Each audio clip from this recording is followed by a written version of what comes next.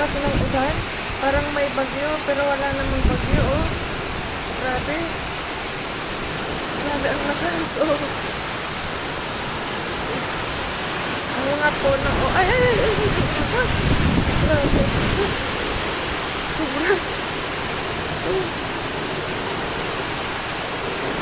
Ito yung dalawang kambing na pig-evacuate nila, Tess. Yung kambing pig-evacuate, pero yung mga tao hindi. Ay nako.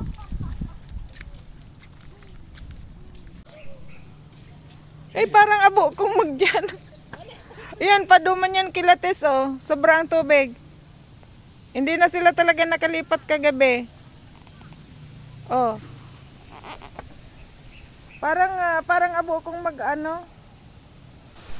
O yun, grabe yung tubig. Kayo kagigising lang namin, konti ang ulan ngayon. Dito sa amin wala namang tubig. Ang problema, itong kabilang ni nanay, ito yung sa kubo, oh. Umapaw yung yung fish pan. Mabuti hindi pa ako nakapag lagay ng tilapia. Ay nako. Tapos yung palay ni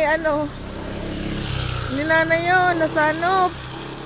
Hindi na nakikita. Johnson, pati yung sa iyo, oh. Wala, parang ilog na. Kasi ang laki nun, ang hinayang ako. Ayan, oh, ayan yung palay ni nanay. Oh. Ayan. Wala na.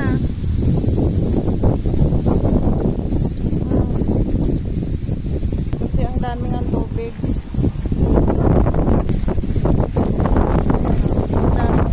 Sa loob ng bahay. Wasag. Ah! Maliputon!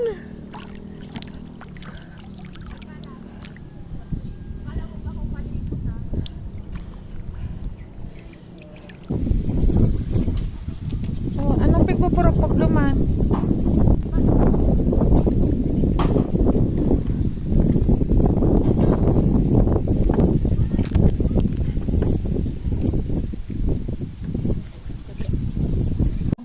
Parang lang, nasa swimming pool lang sila, Rick.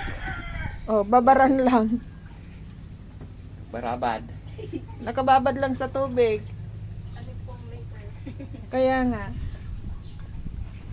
Kasi ang problema digdi, ang mga alas nga ni. Diba? Mag-aakyat. Kaya sabi ko nga, pumunta na doon. Kung kailan tapos na yung bagyo, saka sila mag-evacuate. Ayun lang.